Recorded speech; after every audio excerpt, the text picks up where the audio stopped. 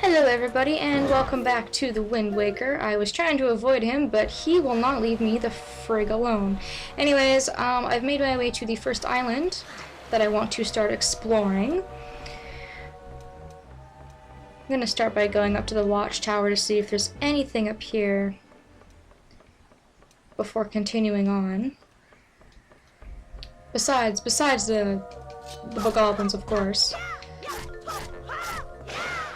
Tiny chest. Hey, I just noticed I have elite amount of rupees. That's cool.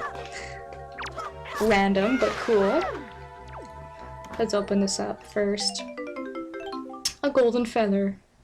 Useless. Absolutely useless. Thanks for absolutely nothing. Either way, at least we know what's up here. So you'll notice that I'm actually on this unknown island and I didn't start in the Forsaken Fortress. That's pretty much because we've gotten every single thing in the Forsaken Fortress. There is an underwater treasure with a silver rupee, but I don't have the correct treasure chart that corresponds. For those of you who are wondering, it is treasure chart number 25 and I do not have it. So if without the treasure chart to tell me where it is, the game will actually not let me know where it is. You can see in the distance there's that huge, absolutely huge beam of light. Now that is a treasure ring that will show up when you open a treasure chart. So after you've opened the treasure charts, you want to look for those big glowing rings. That's how you know that there's a big treasure awaiting you.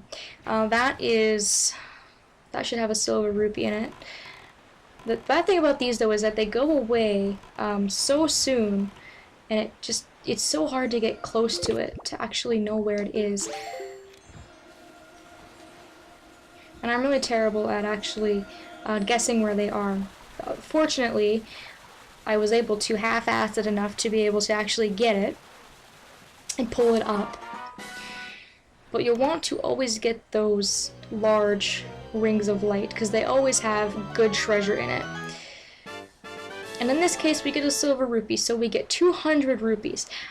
This is going to be extremely useful when it comes to getting rupees now that we need them for a later part of the game. I'm looking for the map fish so that I can tell you the proper name of this island before we actually go into the island, because we don't even have it marked off on our map yet, and I hope I have enough bait. Yeah, I'm running a little bit low, but I should be fine.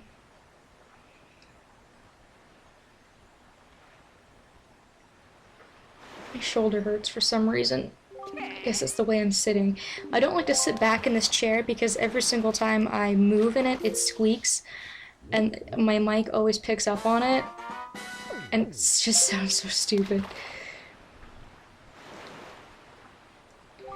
I hear that somewhere out in the wide world is a handy arrow that can freeze anything. Well, this is old news, Mr. Mapfish.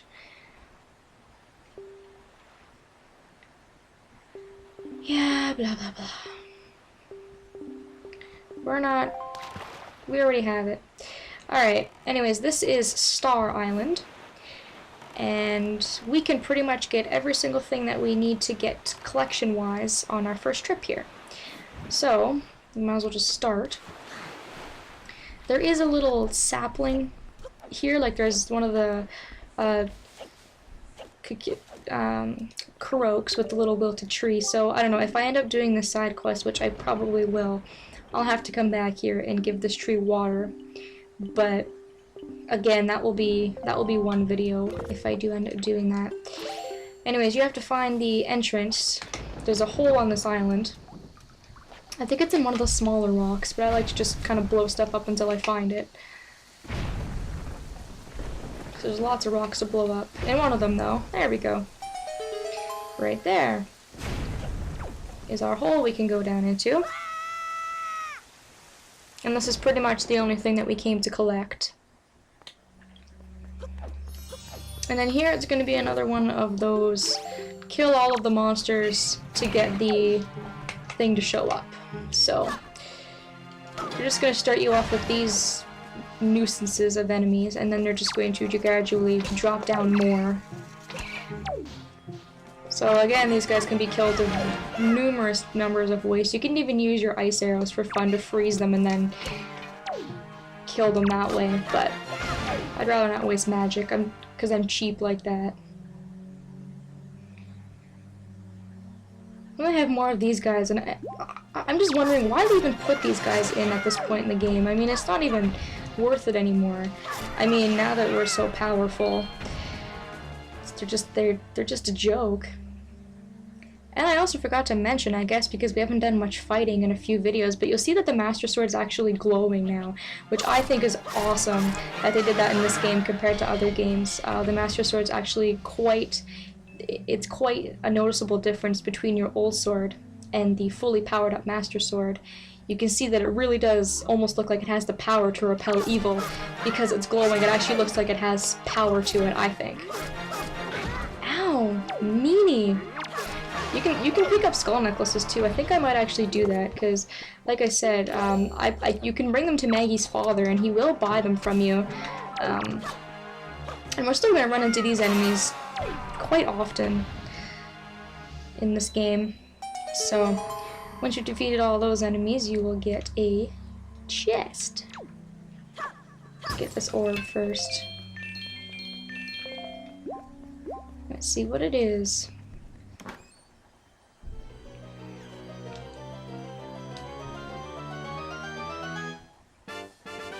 It's another piece of heart. Awesome. Alright, now we can pretty much leave this island. The only collectible thing is the piece of heart, and if you have the right treasure chart, you can get that 200 rupees. And that's about it. There's no treasure charts or anything on here to collect. And that watchtower clearly had nothing, so... Now from this point, we can pretty much just carry on. Like I said, I'm going to continue on east from here. So we're going to go back to Northern Fairy Island. There is another silver rupee we can pick up, because we've already pretty much finished there, and then we can just keep going. So, I'll see you guys when we get to our next island. Okay, so we can see our next little thing of light here as we approach the Northern Fairy Island. This should have another big prize for us, I hope. And it's so hard for me to pinpoint where they are. See how many tries this takes me. Only one. I'm getting extremely lucky today. In the future though, if it does take me a really long time to get these, I will of course cut it out until I actually find the treasure, because you can be at it for a while if you don't find the exact spot. This one here, we get another silver rupee. And I also forgot to mention that once you actually do get the treasures, it will mark a red dot on your map, signifying that there was treasure there with a treasure chart, and you've gotten it. Also on the side, you'll notice that it says I have 22 charts, and I've gotten 2 treasures. So I've gotten 2 of the treasures from the 22 treasure charts that I have. Anyways, from this point on, we've done everything we can on Northern Fairy Island. We're going to continue on to the next island. Gale Island has nothing. So, I'll see you guys in a minute. Alright, so here's our next island. We have a large treasure in the sea to grab. I'm going to get the map fish first. I keep forgetting to mention the number of the treasure chart in case anybody's interested. Like I said, the Forsaken Fortress, I didn't have treasure chart number 25, so I couldn't get the rupee that's over there. Star Island was number 7. And Northern Fairy Island was treasure chart number 24. So sorry about that, for those of you who were wondering. And the one that is on this island, this is Crescent Moon Island. The mapfish will mark it off for us. And it looks really cool. It actually looks like a crescent moon, obviously. You'd best be careful sailing these waters on nights when the moon is full. Well, if you like pure soul-freezing horror, Fry, then maybe you can handle it. That will come into play later. We're not going to worry about that right now.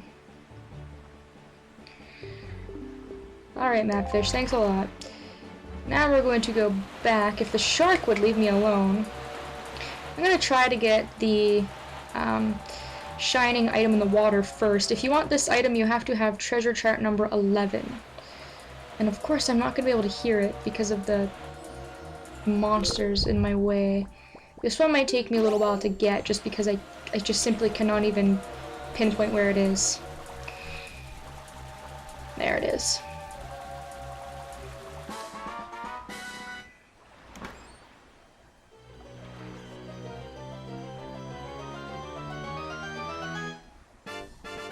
And this one contains a piece of heart, so we can fish up a piece of heart out of the water on Crescent Moon Island if you have treasure chart number 11.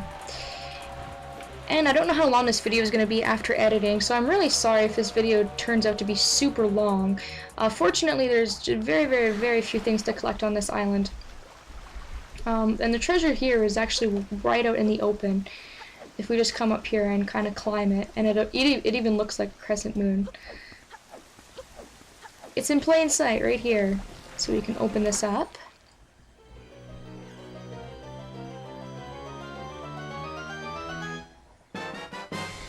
And it has another treasure chart in it.